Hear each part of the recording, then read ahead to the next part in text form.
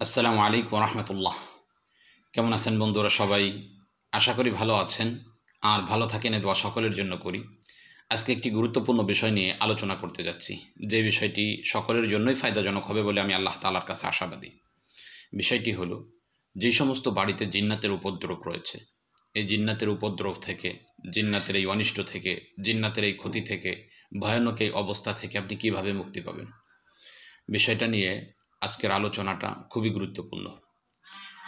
যেই সমস্ত পরিবারে এই সমস্যাগুলো হচ্ছে, দেখা যায় যারা ঘুমাচ্ছে ভয়ানক স্বপ্ন দেখতেছে, বিভিন্ন জিনিস তাকে খাওয়াচ্ছে, যার ফলে সে শারীরিকভাবে অসুস্থতা বোধ করতেছে, বাড়িতে বিভিন্ন সমস্যা হচ্ছে, ইনকামে কোনো বরকত পাচ্ছে না, পরিবারের সদস্যদের মধ্যে কোনো মিল পাচ্ছে না। এরূপ অবস্থা যদি চলমান থাকে, এ থেকে বাঁচার জন্য একটা সহজ আমল রয়েছে, যেটা আপনি প্রয়োগ করলে, ইখলাসের সাথে প্রয়োগ করলে, আপনার বাড়ির এই জিন্নাতের এই যাবতীয় অনিষ্ট থেকে আপনি হেফাজত থাকতে পারবেন।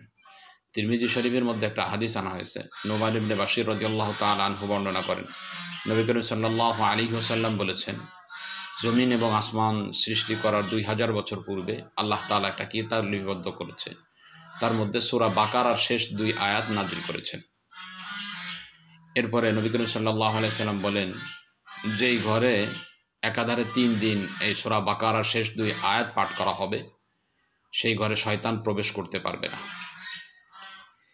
এই যে আলোচনাটা আমি করতেছি, আলোচনাটা সাইফে বিসমিল্লাহ নামে একটা কিতাব আছে। এই সাইফে বিসমিল্লাহ নামে কিতাবের 69 এবং 70 নম্বর পৃষ্ঠার মধ্যে আলোচনা করা হয়েছে, সেখান থেকে আমি বর্ণনা করতেছি।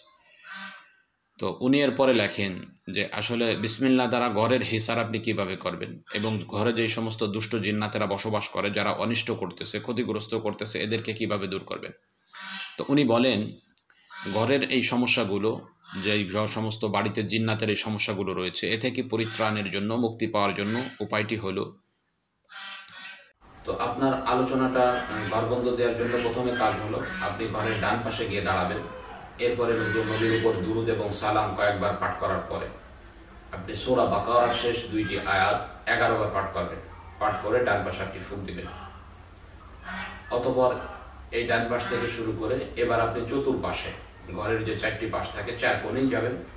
4 কোণে গিয়ে আপনি এভাবে 11 বার করে, প্রথমে কয়েকবার দুরূদ শরীফ পড়ে 11 বার করে সূরা বাকারার শেষ 2টি আয়াত পাঠ করে ফুঁক দিবেন।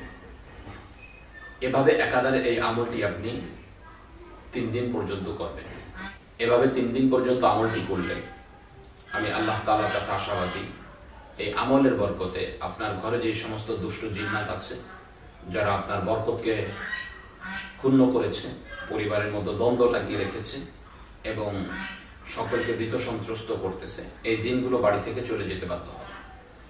এবং পাশাপাশি কোনো জিন্নাত এসে আপনার পরিবারের মধ্যে কোনো ক্ষতিগ্রস্ত করতে পারবে না ইনশাআল্লাহ। আমলটি খুবই চমৎকার আমার কাছে মনে হয়েছে। ইখলাসের সাথে যদি কোনো ব্যক্তি করে, তাহলে আশা করা যায় যাবতীয় ফিতনা থেকে তার পরিবার হেফাজত থাকবে ইনশাআল্লাহ। তো আজকে এই পর্যন্তই, দেখা হবে অন্য কোনো দিন, অন্য কোনো বিষয় নিয়ে। আসসালামু আলাইকুম ওয়া রাহমাতুল্লাহ।